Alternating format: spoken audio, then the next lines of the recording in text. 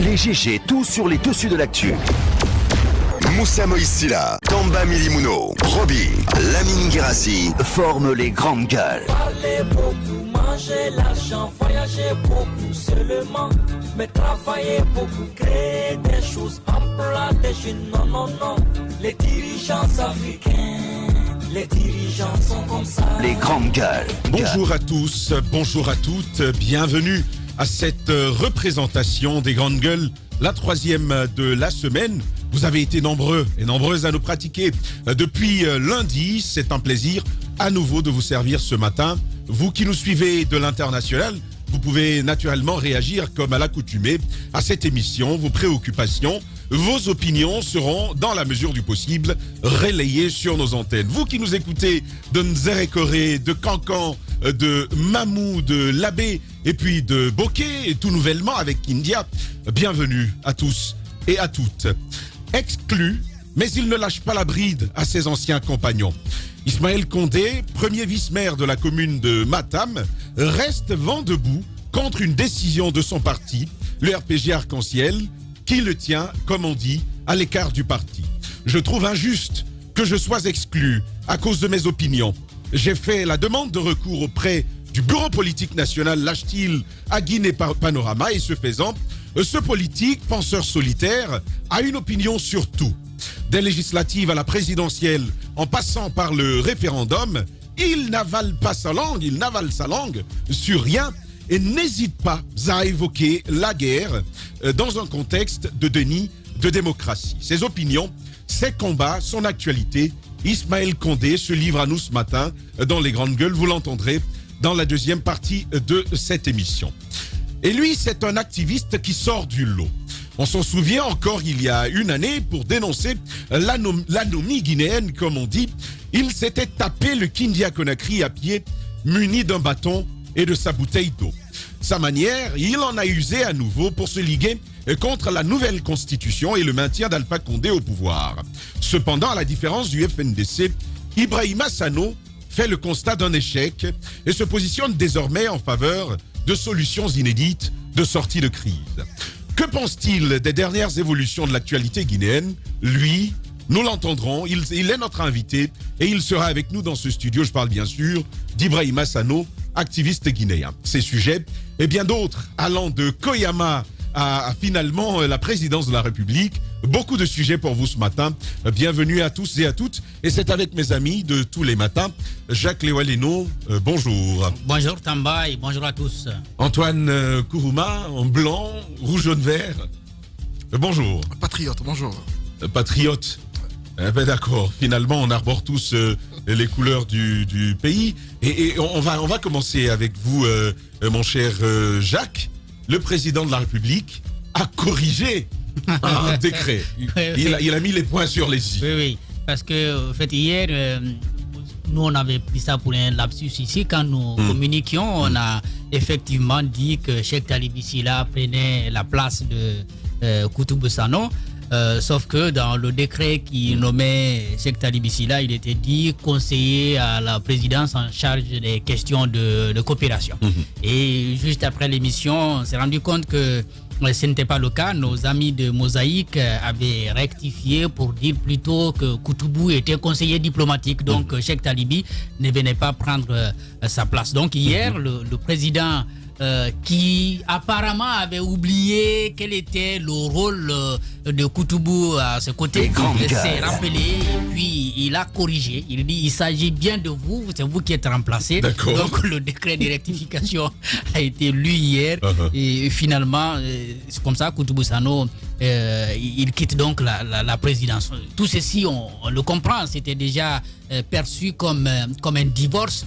À la veille de ces élections, on se rappelle encore de cette tribune qu'il a signée où il disait clairement, il exprimait d'une certaine façon son opposition à ce qui était en cours, la Constitution, mais également les élections non consensuelles. Il avait quand même émis le souhait qu'un dialogue puisse nous permettre d'avoir des élections inclusives, ce qui n'a pas été possible. Et depuis toujours, Je crois que nous l'avons aussi souligné hier, ce qui n'est pas faux, ce qui ne serait pas faux. On l'accuse au niveau du camp présidentiel à partir de cette sortie et bien d'autres attitudes qui n'ont pas été clairement mises en lumière, de rouler, donc de manœuvrer pour son frère qui conduit aujourd'hui la lutte à la tête, n'est-ce pas, du FNDC. D'accord. Finalement, Moussa Moïse, bonjour.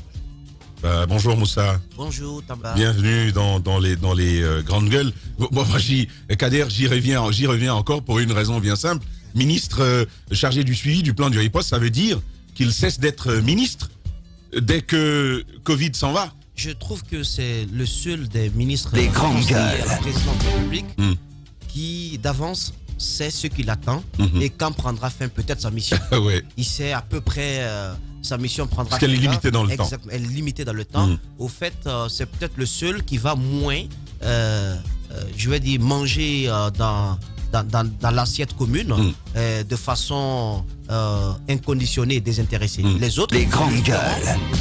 dans l'ombre, tout le temps et sur le dos du peuple pour des résultats quasi inexistants. Lui, on sait pourquoi il vient, mais ça cause un problème. Quand vous regardez la jeunesse de l'homme, regardez son bagage intellectuel, regardez l'expérience qu'il a, vous vous dites, tenez, c'est pas un poste comme ça taillé sur mesure qui permettra à ce monsieur de faire valoir ses compétences.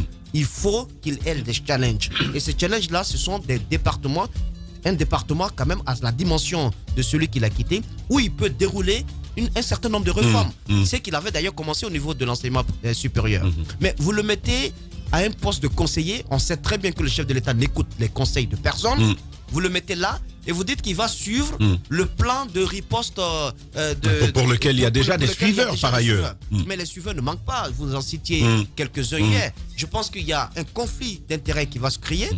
Kader va faire des recommandations au chef de l'État, des recommandations aux différents acteurs impliqués, des recommandations qui vont rester lettres mortes. C'est moi qui vous le dis. Au fond, au nom de la solidarité gouvernementale, la presse peut-être n'en saura absolument rien, mais au fond, je sais qu'il y aura des problèmes qui l'attendent, des obstacles qui vont être sur le chemin. Moussa, sans vouloir la ramener, je pense que il aurait fait de meilleurs offices à la place de Maurice Sangaré, directeur de cabinet civil. Je pense que moi, je trouve ça aurait été plus utile qu'il y soit. Exactement. Au moins là, dans le temps, on sait que le monsieur, il peut apporter quelque chose et ça peut continuer. Et au moins, le contribuable guinéen ne se sentirait pas un peu, je veux dire, arnaqué par les politiques. Mais là où il est, tout le monde a peut-être une petite place là-bas. Mais pour Maurice Sangaré, il devrait retourner.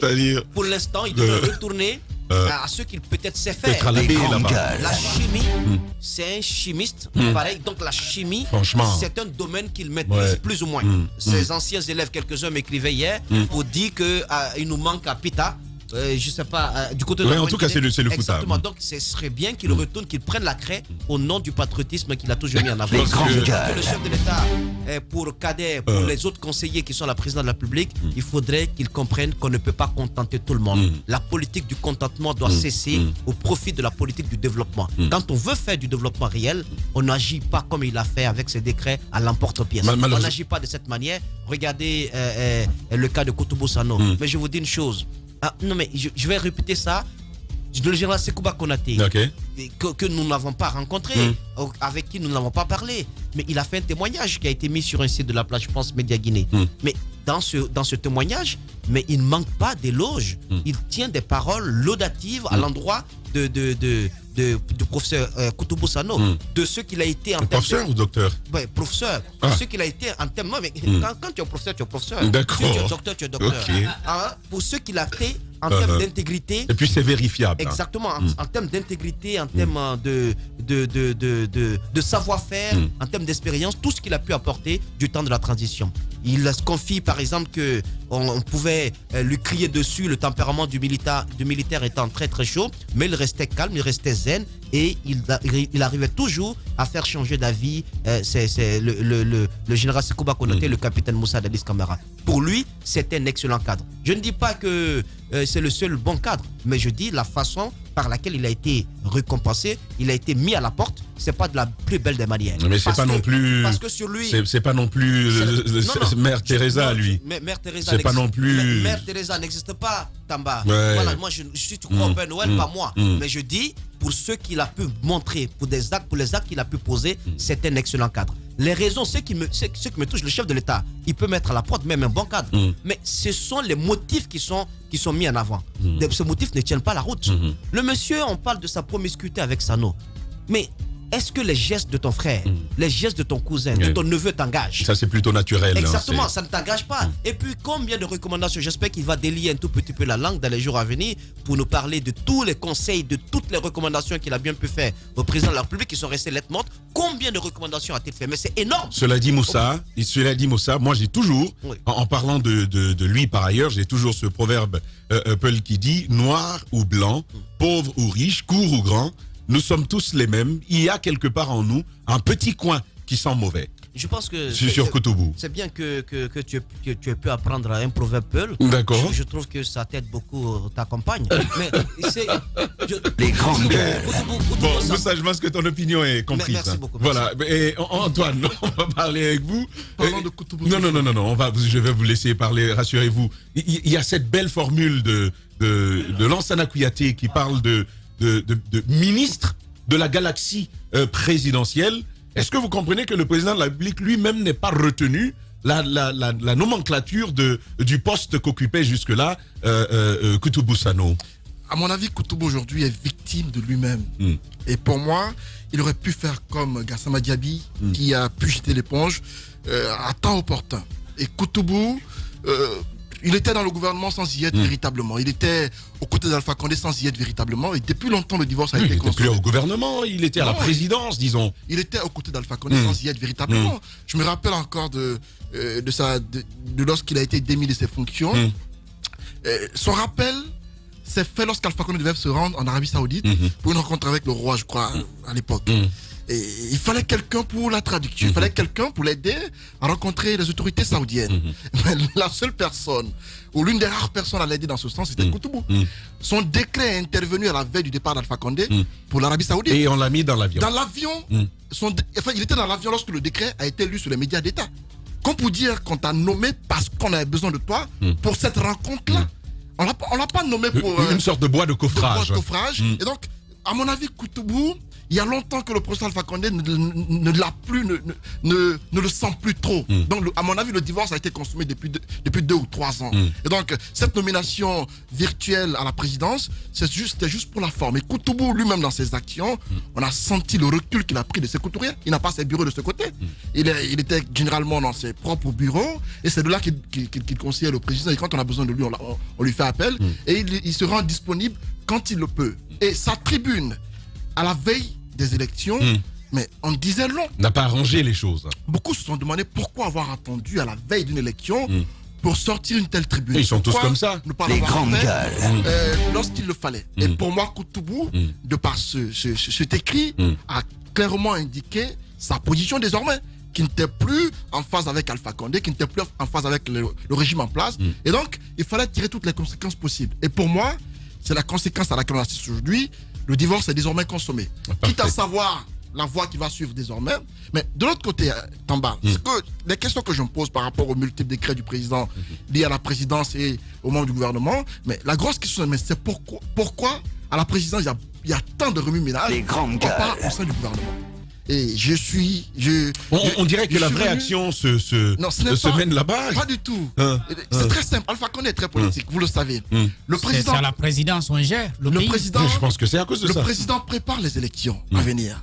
Et vous savez que pour les élections à venir, il les prend très au sérieux. Et selon mes informations, Alpha Condé veut faire en sorte d'être libre à la présidence.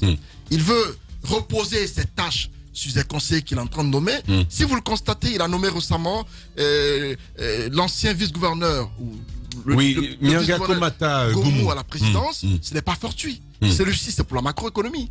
Lorsque dans les jours à venir, les institutions de Bretton Woods vont venir en Guinée, ce sera à celui-ci de s'occuper d'eux. Alpha Condé sera occupé à la politique. Les grandes Il fait en gueules. sorte de nommer des technocrates à la C'est pas mon présidence. regard. À la Moi, présidence. je pense plutôt que c'est un peu pour le libérer, pour mieux le déployer sur le champ politique de sa région. plutôt ça. Moi, c'est ce que je plutôt pense. ça. Vous l'avez pas compris. Même de là où était Nera Komata, comme il était utile à Alpha Condé sur le plan politique. Mais à la présidence, il lui sera plus utile, mais pas sur le terrain, mais dans autre chose. Parce que Alpha Condé, selon ce que Oui, mais pourquoi lui? Il y a des cadres pour les aspects macroéconomiques, déjà à la primature, au ministère ça de dépend l'économie et des ça finances, dépend il y a des profils, cadres. Ça dépend des profils. Et surtout. Lui, il a quel profil que les autres qui n'ont pas? C'est un cadre, on peut pas le nier, c'est un cadre qui en matière d'économie, il est très aguerri en la matière. Bon. Et Moi, je crois. il a fait ses preuves. Non, de ce je côté. crois que il y en avait à la présidence. Absolument. Parce que pendant toutes ces années, on n'a pas eu besoin de lui là-bas. C'est pas à quelques mois de la fin du second mandat qu'on va vouloir obtenir de lui une C'est ma solution lecture aussi. Le choix, encore magique. une fois, n'est Je pas pense que fortuit. on l'a enlevé. Je vous rends la parole. On Allez-y. l'a enlevé à la Banque centrale. Il ne faut pas le laisser chômer, il faut l'approcher pour pouvoir l'utiliser sur le terrain politique. Je pense que c'est le jeu, au fait, auquel le président procède souvent. Ouais. Sur le terrain Allez-y. politique, je ne crois pas trop parce que sur ce plan-là, il a déjà été utilisé sur le terrain. Pour le cas de la présidence, pour moi, c'est bien plus lié à des missions précises qui lui seront confiées, D'accord. comme c'est le cas pour d'autres cas qui ont été nommés. Et pour moi, Alpha Condé fait cela pour préparer les élections au sein du gouvernement. Vous avez constaté qu'il n'y a pas beaucoup de cas qui ont été touchés. Ceux qui ont été touchés, ils ne dépassent pas 5 personnes. Ceux qui ont quitté le gouvernement, ceux-ci sont des personnes qui n'ont pas assez mouillé le maillot aux yeux du président sur le terrain par rapport aux élections passées. Ce sont des personnes qui n'ont pas assez d'influence sur leur région, sur leur préfecture. C'est pourquoi ils ont quitté le gouvernement. Et donc, ceux-là qui viennent et ceux-là qui sont restés sont des personnes qui, aux yeux d'Alpha Condé, se sont rendus utiles pour lui octroyer cette nouvelle constitution. Professeur Amadou Bano Bari, par exemple. Non, Oui. le cas de Bano, Mais il n'y a pas que lui. Il n'y a pas que lui. Forcément, on aura besoin de Le jeune du terrain. Koulibaly. Mais on aura tous besoin de Tamba sur le terrain. Ça, je peux vous l'assurer. Sur le terrain politique, je ne crois pas. Ça, je peux vous Je ne le crois pas. garantir. Sur le terrain politique. Bano Bari, désormais, On va- sera utile sur le terrain. Vous allez le voir. Alpha Condé n'épargnera personne. Bano Bari, bientôt, sera présent au Fouta Djalon pour aller faire campagne pour le compte du chef de l'État. Ça, vous en êtes sûr. J'attends de voir. Je peux J'attends vous de le voir. garantir. On va avancer ici. On va avancer, Antoine, un peu plus rapidement cette fois-ci. Le Premier ministre Kassori a annoncé les couleurs de la phase 2 du plan de riposte. Avec vous, les grandes lignes. Il faut déjà rappeler que dans la sortie hier du Premier ministre, il a fait le bilan de la première phase de cette lutte contre le Covid, le plan de riposte. Et on a dû constater que le Premier ministre a tout de même établi un bilan financier que le gouvernement a pu débloquer durant cette période de 3 mois. Et on se rend bien compte que le gouvernement, au dire de son chef, a pu au total dépenser 845 milliards de nos francs. Et le gouvernement, à lui tout seul, a pu mobiliser, selon Kassori, 730 milliards de francs guinéens sur les 845. Alors, le constat qu'on a pu établir, c'est que on a comme l'impression que nos partenaires au développement, nos partenaires sur le plan international n'ont pas assez contribué à ce plan de lutte contre le coronavirus. On se rend bien compte que le gouvernement a beaucoup plus était le principal bailleur dans ce plan de riposte contre le coronavirus. Et beaucoup s'interrogent sur cette abstinence de nos partenaires, sur cette indifférence, on va le qualifier ainsi, de nos partenaires par rapport au plan établi, parce qu'on a comme l'impression... Moi, je veux dire que ce n'est pas précisément cela. Au compte de l'IDA 18, par exemple, avec la Banque mondiale, le gouvernement guinéen a obtenu jusqu'à 45 millions de dollars par rapport à l'ANIES, qui vont directement entrer dans... Non, je veux juste terminer cette précision, qui vont directement entrer dans la composante sociale. Et il y a d'ailleurs un complément qui porte cette enveloppe à 70 millions de dollars, toujours avec la Banque mondiale. Et donc, il y a de l'engouement de ce côté, finalement. Le Fonds monétaire, non. Le Fonds monétaire, oui, Moussa. 100 millions de dollars. D'accord. D'appui à la Voilà. Guinée. À part cela, il y a les partenaires comme nos amis au niveau international, comme la France, les États-Unis et autres, partenaires bilatéraux qui, pour moi, n'ont pas été très à cheval. Ou il y a même l'Union européenne qui, pour moi, ne s'est pas très impliquée ou n'a pas trop participé à ce plan de riposte contre le coronavirus. Et à mon avis, on aurait pu compter sur eux pour nous aider à atteindre les objectifs.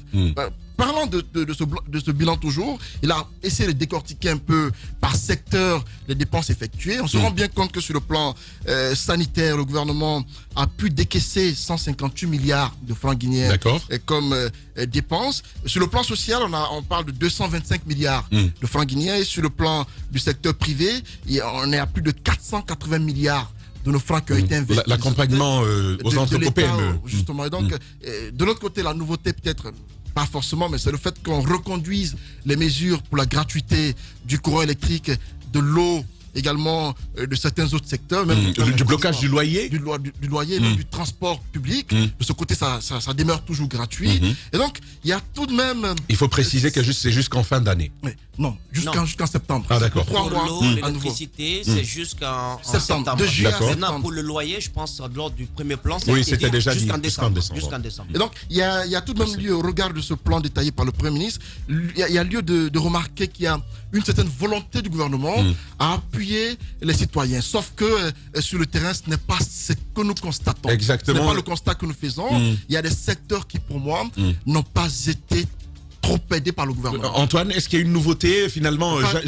Jacques Léoal Léno, est-ce qu'il y a une nouveauté? Première question. De l'autre côté, est-ce qu'on a vraiment fait le bilan des premières mesures qui ont été annoncées? Par exemple, il y a eu beaucoup de plaintes sur l'électricité, on s'en souvient encore. Et ces mesures, est-ce qu'elles ont l'air de suffire? Bon, je pense que toutes les questions que nous nous sommes posées au départ demeurent encore. Lorsque le Premier ministre a communiqué pour la première fois sur ce plan, on avait dit est-ce qu'il n'y avait pas une autre solution?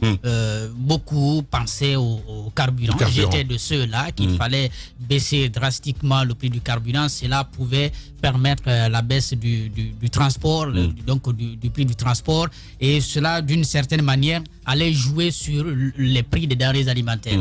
La dernière fois, je parlais avec quelqu'un qui s'y connaît bien et qui me disait c'est vrai que la population parle mais elle ne comprend pas. Le gouvernement utilise un peu l'argent de ce carburant pour financer le plan même. En effet. Je crois qu'il y a un peu plus de 400 francs sur chaque litre qui entre directement. C'est ce qui est prélevé, c'est ce qui nous permet de financer le plan des ripostes économiques. Ce qui peut-être pourrait expliquer ça. Mais si c'est cela, véritablement la raison pour laquelle on n'a pas baissé le prix du carburant, il faut le dire clairement à la population pour qu'on sache. Mais est-ce que la suspension des taxes sur le riz, l'huile... Non, mais ça n'a pas eu d'effet.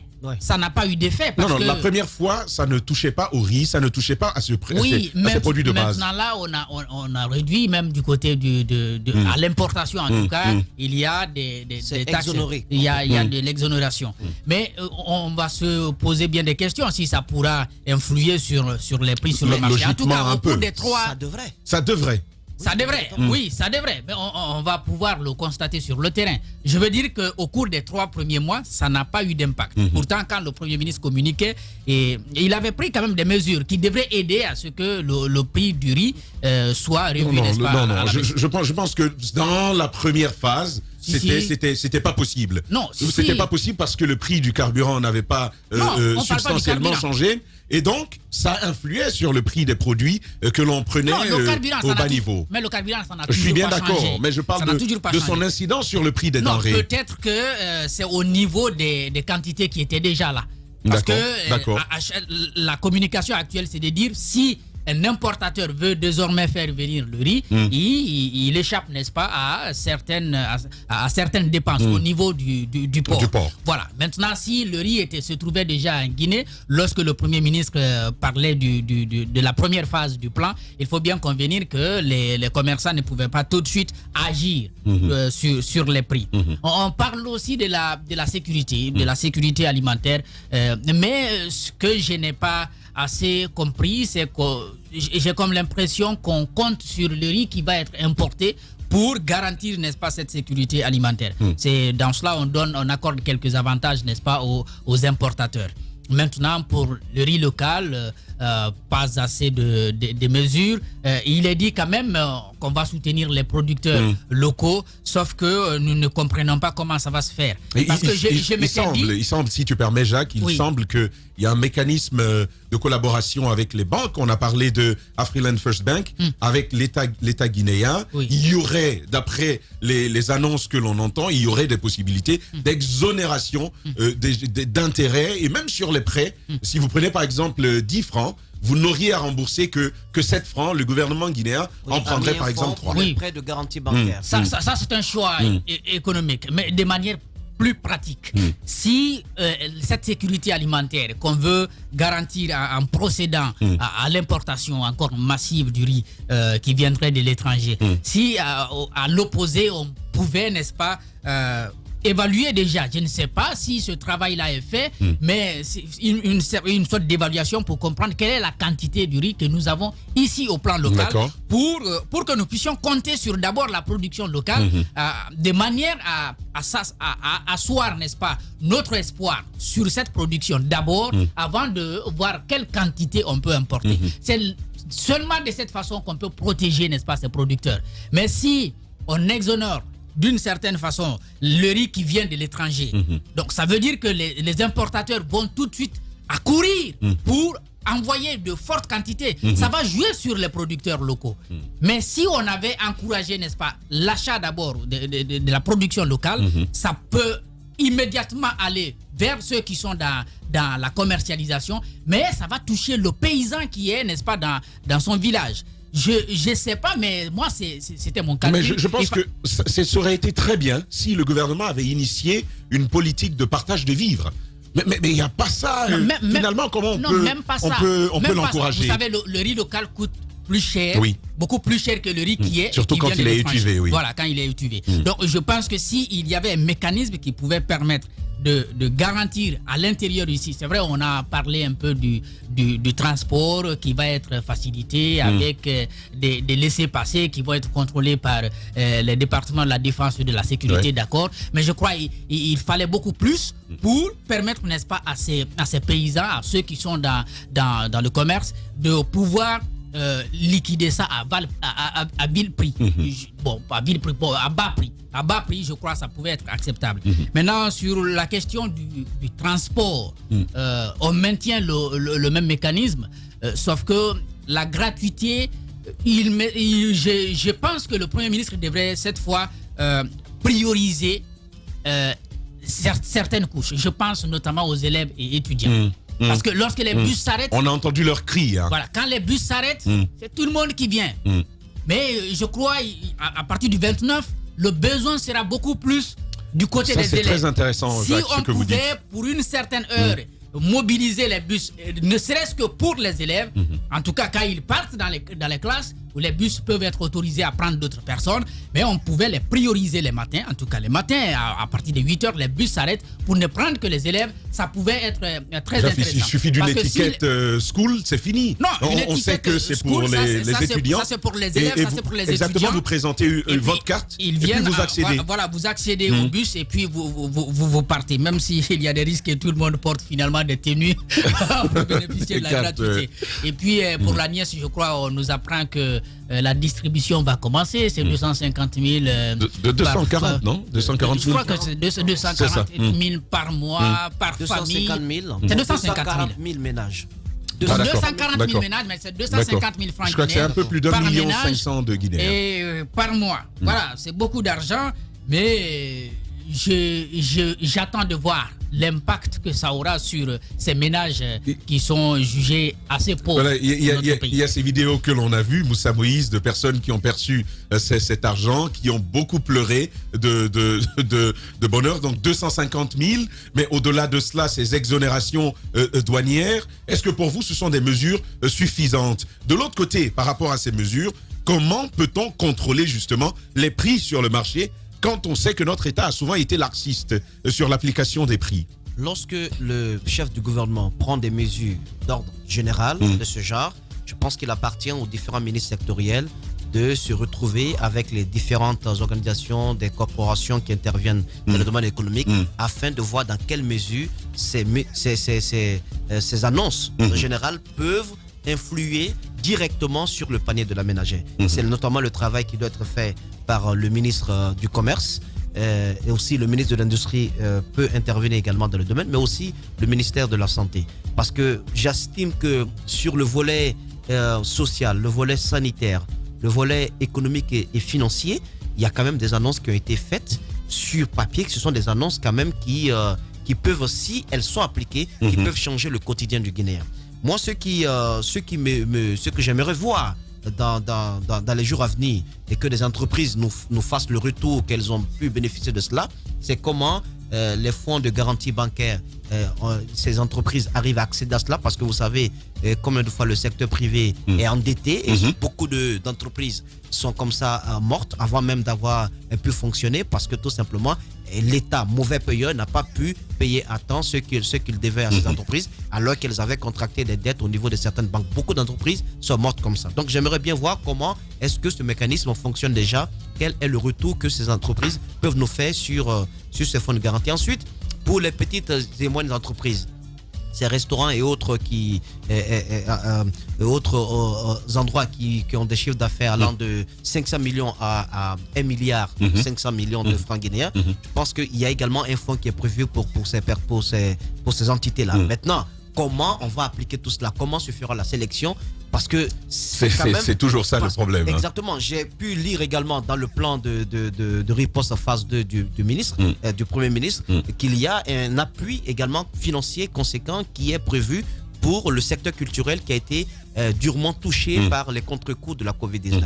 Mais pour cela également, je ne sais pas, le ministère de la Culture et du Patrimoine historique doit pouvoir délier la langue pour nous dire sur le terrain comment on applique tout cela, quel est le montant qui a été prévu par le pouvoir central pour venir en aide au secteur culturel qui est touché énormément. Imaginez les bandes annonces, les spots télévisés, les affiches et tout ce que vous faites, et puis Dieu dit coronavirus est là. On met un terme à tout cela, on ferme tout, c'est de l'argent que vous perdez. Si l'État a prévu quelque chose dans ce sens, j'aimerais savoir comment est-ce que ça va évoluer, et tout cela c'est un travail technique qui doit être fait par l'ensemble des départements touchés par le plan de riposte. Un véritable travail d'évaluation. Maintenant, il y a le cas je vais finir rapidement, le cas de la mobilisation nationale.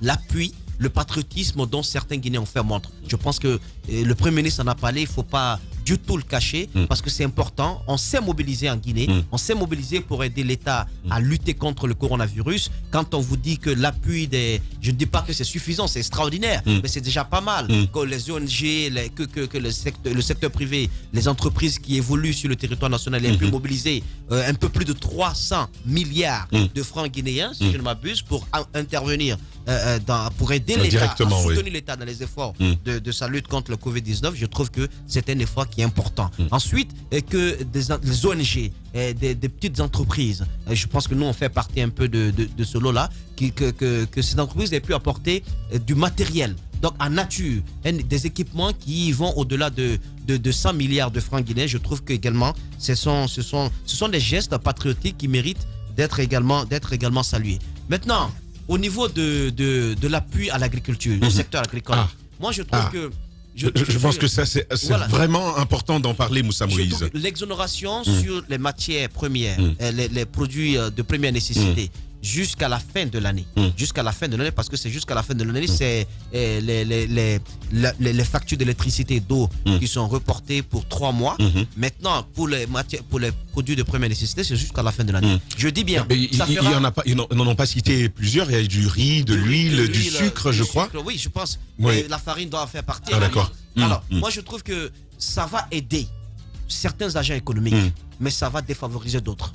Ceux qui interviennent, je suis d'accord avec un pan du raisonnement de Jacques, ceux qui labourent la terre, ceux qui ont installé des unités industrielles sur place, ceux qui font du contenu local, leur priorité sera un tout petit peu lésée par cet autre appui à l'exonération donc des produits de première nécessité. Parce que tout simplement, le commerçant qui avait l'habitude de mettre 100 millions de francs guinéens pour l'importation du riz qui a été fait par le cultivateur vietnamien et autres, eh bien, il va multiplier, il va mettre 500. Il va pouvoir prévoir d'autres crises à venir. Exactement. Il va pouvoir stocker parce qu'il sait que cette période-là, ça ne dure pas longtemps.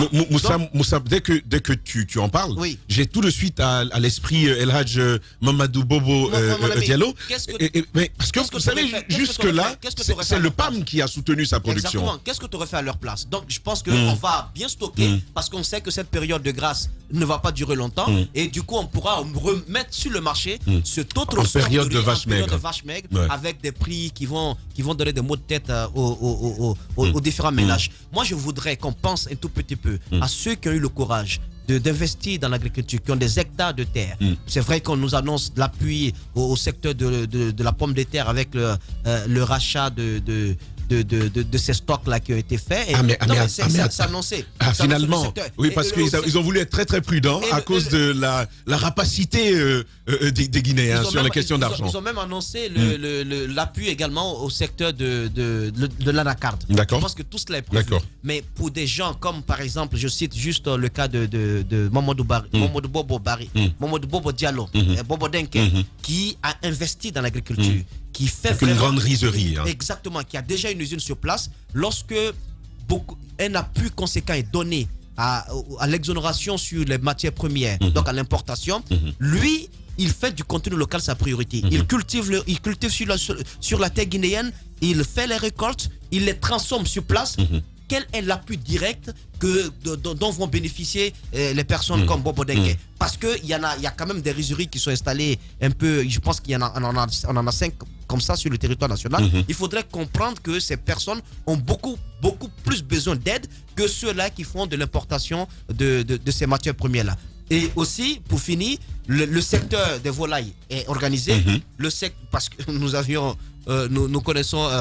reçu dans cette émission une dame qui était passée pour nous parler de son entreprise dans ce sens-là. Ces différents secteurs sont organisés. Il faut pouvoir les réunir. Tous ceux qui sont dans le contenu local, il faut leur apporter un appui conséquent par rapport à ceux qui font du simple commerce. Sinon, c'est la vraie économie qui se sentira lésée. Ça s'appelle appuyer sa politique de solidarité sur les champions de l'économie. Je pense que la Guinée devrait faire autant. Et puis, ce sujet dont on vous a parlé dès l'entame, c'est un activiste qui sort du lot. On se souvient de lui encore une fois. Il avait fait Kindia-Conakry à pied tout seul. Ibrahima Sano va donc intervenir à l'intérieur de notre studio au sujet de l'actualité la plus brûlante du pays. Mais avant lui, nous aurons Ismaël Condé qui refuse son exclusion du parti le RPG Arc-en-Ciel parce que lui, tout en étant RPG Arc-en-Ciel, il a été contre la nouvelle constitution et surtout contre le 3e mandat d'Alpha Condé. Il va nous parler de ses combats au quotidien depuis son exclusion. Mais d'ici là, Jacques, vous avez suivi pour nous cette nouvelle actualité, cette vague d'affrontements du côté de Massanta précisément, à Koyama qui a quand même une histoire trouble dans l'histoire des soulèvements en Guinée. Oui, alors c'est hier, nous avons appris dans la matinée, mais je crois que c'est une crise qui perdure depuis des ans, d'après les informations que j'ai. Pour ce qui est du bilan, peut-être que je peux commencer par ça. On est en train de communiquer plusieurs bilans. J'ai pas pu avoir les autorités locales ce matin. Donc on parle de 2 morts, une 50aine de blessés. Il y a quelqu'un de plus précis qui me parle de 3 morts et 58 blessés. Et avant que je n'entre dans ce studio, on m'a dit qu'on est désormais à 4 morts. Et les violences ont continué toute la journée d'hier. La préfecture de Massanta avait déployé des gendarmes et des militaires pour aller contenir les violences. Ça n'a pas été possible. Il a fallu demander de l'aide du côté de Zérékoré. On parle d'un peloton mobile qui est arrivé toute la nuit. Il y avait des tirs. Aux dernières nouvelles, le calme serait en train de revenir. Donc, à l'origine, un problème domanial. C'est un bas-fond qu'une femme, semble-t-il, a passé à un vieux imam. femme. Ça fait maintenant des années. Le vieux lui-même ne vit plus. Et c'est son fils qui exploite actuellement le bas-fond. Vous savez, les relations comme ça entre voisins existent. Elles ne sont pas documentées. Ce n'est pas documenté. C'est contre rien. C'est contre rien. On vous donne un domaine, vous l'exploitez pour un instant. Parfois, c'est des noix de cola qu'on vous demande ou on vous dit vous faites après, peut-être que quand vous avez ce que vous souhaitez me donner, vous donnez. Alors, le fils aurait pris le domaine pour lui désormais, et il y a 2 ans de cela, la femme en question a commencé à réclamer, n'est-ce pas, son bas-fond. Mais le bas-fond a un, comment on appelle ça, une histoire aussi pour le village, parce qu'il se trouve que le bas-fond est dans la forêt sacrée. C'est et la forêt sacrée des femmes, surtout ça. Donc la femme elle-même, c'est vrai qu'elle sollicite, mais ce n'est pas elle-même qui porte le combat. Elle est un peu accompagnée par toutes ces femmes initiées qui voulaient que le bas-fond, n'est-ce pas, soit débarrassé et reste entièrement dans cette partie de la forêt sacrée. Au niveau local, les initiatives pour régler le problème n'ont pas abouti, aussi bien au niveau de la mairie qu'au niveau de la sous-préfecture. Et jusqu'à Massanta, il n'y a pas eu d'action véritable pour éviter que ce qui est arrivé hier n'arrive finalement. Donc c'est arrivé, il y a eu ces violences qu'on a qualifiées de violences communautaires, mais à la base, vraiment, il faut qu'on le note, c'est vraiment un problème purement domanial. C'est vrai aussi qu'il y avait déjà... les gens sont assis sur des braises. Ils attendent seulement qu'il y ait un petit truc pour qu'ils puissent, n'est-ce pas, s'affronter. Ceux qui ne sont pas concernés y vont parce qu'il y a quelqu'un qui parle la même langue qu'eux et ils s'associent au combat. Ce qui malheureusement arrive, finit finalement par arriver. Voilà. Donc à l'origine, il fallait bien le comprendre comme ça. Problème domanial. Problème domanial. Le sacré s'y est associé. Il y a aussi le sacré qui s'y est associé. Ça devient très grave. Ça devient très grave. Peut-être qu'il y a, puisque finalement c'est sorti comme ça, des solutions pourraient être trouvées. Mais au-delà de ça, ça relève quand même un problème véritable. Parce que le foncier aujourd'hui dans nos villages, ce n'est pas réglé. En forêt, c'est une actualité. Oui, c'est une actualité. Oui. Et je crois que ce n'est pas seulement en forêt. Mais là-bas, c'est la mode. Oui, là-bas, c'est la mode. Mais dans le monde rural en général... C'est la Basse-Côte qui détient le titre. Nous d'accord. Ici. Parce que chez nous, sur 80 conflits, vous en avez 70 qui sont dus. Non, les conflits ici en tête. Non, les conflits ici, c'est que incroyable. Les gens vendent. Après, ils vendent la même chose à plusieurs personnes. À l'intérieur, je parle des personnes qui donnent parfois des hectares. C'est existentiel à l'intérieur. Contre rien. Ils donnent. Hier, j'ai reçu un vieux de Lola. Je n'avais même pas encore l'information sur le cas de Koyama. Un vieux de Lola qui donne comme ça, dont le fils même, ce n'est même pas lui-même, dont le fils donne comme ça des hectares à une société minière contre rien, contre aucun document, contre... c'est-à-dire où ils n'ont discuté de ils sont gentils. Et ils sont gentils. Oui. Et la société minière, m'apprend-on, est dans le graphite. Donc, exploite du graphite. Donc, ça génère des revenus. Mais, et bien évidemment, le vieux, en contrepartie, n'a rien. Il se rend compte finalement, après des informations, qu'on est en train quand même de s'enrichir sur son domaine. Et un domaine, m'apprend-on, qui serait aussi, qui intéresserait aussi l'État. D'accord. Donc, finalement, il pourrait se voir réduit, alors que c'est un planteur, parce que lui, il cultivait, n'est-ce pas, sur le domaine en question. Donc, des problèmes comme ça qui existent, il va falloir que le gouvernement s'intéresse vraiment à la question pour éviter que ça puisse continuer à générer, n'est-ce pas, des conflits. Un clin d'œil quand même à l'association, je crois, des ressortissants de Koyama qui est ici à Conakry, qui a joué un rôle véritable. Et même Junior Papataki qui a envoyé un message. Ils ont joué un grand rôle pour ramener quand même le calme aux côtés, n'est-ce pas, des forces de sécurité qui étaient déployées. Il y avait des appels qui étaient envoyés depuis Conakry ici, grâce à notre confrère Zézé Pierre Guilabogui. Ils ont joué un grand rôle parce qu'il est de Koyama, lui. Moussa Moïse, Koyama, l'habitude des conflits, mais pour ceux qui sont nés après les années 2000, il faut simplement rappeler aussi que cette région, c'est par là qu'il y a eu la rébellion du côté de Massanta. Les rebelles sont venus par là. Il s'agit donc d'un espace guinéen très très sensible sur lequel il faille très vite veiller. Sensible et stratégique. Je pense que il ne faut négliger aucune étincelle. Une simple étincelle dans la situation, le contexte dans lequel nous nous trouvons peut tout embraser. N'oubliez pas que pour une revendication liée au prix du pain, des pays ont sombré dans le chaos. N'oubliez pas que pour une bavure policière, quelqu'un s'est immolé quelque part et s'est embrasé tout le pays, ça a conduit à une révolution. Donc il ne faut absolument rien négliger. Un simple conflit entre deux voisins peut être une petite étincelle qui finira par tout embraser. Donc l'État doit pouvoir agir à temps, doit être donc proactif sur ces questions-là. Il ne faut absolument rien négliger, surtout qu'au-delà des bons fils qui interviennent dans le but de tout calmer, il y a aussi ceux sur les réseaux sociaux qui font dans l'instrumentalisation, qui mettent de l'huile sur le feu et qui opposent les communautés. Ces personnes-là doivent être condamnées, je pense qu'elles se reconnaissent. Il ne faut pas être assis à l'étranger pour faire des vidéos comme quoi tu ne seras pas peut-être atteint par les conséquences de tes actes. Il faut faire très attention à cela.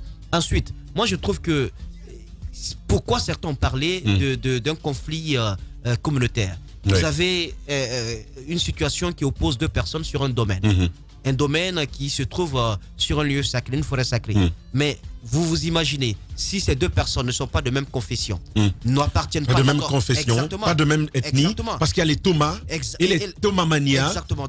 C'est même un conflit historique entre les deux. Tout de suite, avec un conflit d'occupation même. Avec tout ce que nous avons été obligés de mettre en tête, avec les discours des politiques, les petits jeux de certains mauvais Guinéens qui cherchent toujours à nous opposer les uns aux autres, et bien, quand vous êtes dans une situation pareille, un petit conflit de ce genre peut vous amener à prendre tout de suite naturellement position pour celui qui en faveur de son camp, qui parle la même langue que vous, qui appartient à la même religion que vous. Je pense que l'État doit pouvoir agir parce que au moins nous avons une république laïque. Il va falloir donc mettre les points sur les i. Je pense qu'ils attendront qu'il y ait beaucoup de bavures avant. Antoine, en 30 secondes. Juste un constat par rapport à ce qui se passe ces derniers temps en forêt. Je constate juste une manipulation parfois à souhait de certains de ce côté. Manipulation. À souhait, il faut le dire. Parfois pour des événements banals, et ça se transforme en conflit interethnique, voire religieux, et qui n'en vaut pas la peine. Pour le cas de... Mais la manipulation se nourrit d'un terreau existant. C'est ce que je dis. Je pense que c'est ça le souci là-bas. Moussa l'a rappelé tantôt. On a été à Koyama, à Massanta pour une émission. On sait ce à quoi on a été confronté. Exactement. On nous a dit, par exemple, parce qu'on voulait rencontrer tout de même le patriarche de la ville, comme on le fait dans la plupart des villes où nous allons, mais on nous a dit qu'ici, on ne rencontre pas un seul patriarche. Lorsque vous rencontrez l'un, il faut rencontrer l'autre. Oui. Si vous ne le faites pas, c'est pas évident que vous sortiez de Massanta tranquille. Et donc on a été contraint de raconter l'histoire de Massanta doublement, parce que chacune des communautés a son histoire de Massanta et chacune d'elles revendique la paternité de la ville. Il y a un conflit assez latent de ce côté qu'il faudrait régler au plus vite pour risque que nous assistions à des choses que nous ne souhaitons pas. C'est important de préciser, merci Antoine, c'est important de préciser que nous avons tenté de joindre le préfet de Massanta. Nous avons essayé aussi d'avoir le maire. Nous continuerons et on espère pouvoir les entendre dans la deuxième partie de cette émission. Continuez à réagir chez vous. Vos avis seront pris en compte et c'est seulement dans 9 minutes maintenant. Chez les GG, nous pensons comme JMJ. Dire la vérité. La vérité, qu'elle plaise ou qu'elle blesse, est une pertinente attitude de sagesse. Le journalisme est la plus grande aventure humaine car il est mission, passion, vision, interrogation, immersion, quête de vérité et conquête d'objectivité. Écoutez les GG tous les matins sur Radio Espace en simultané sur Espace TV, Espace Région Bokeh, Labé, Zérékoré, Kindia sur 99.7, Cancan sur 99. Les grandes gueules sur Espace ou la messe des sans-voix.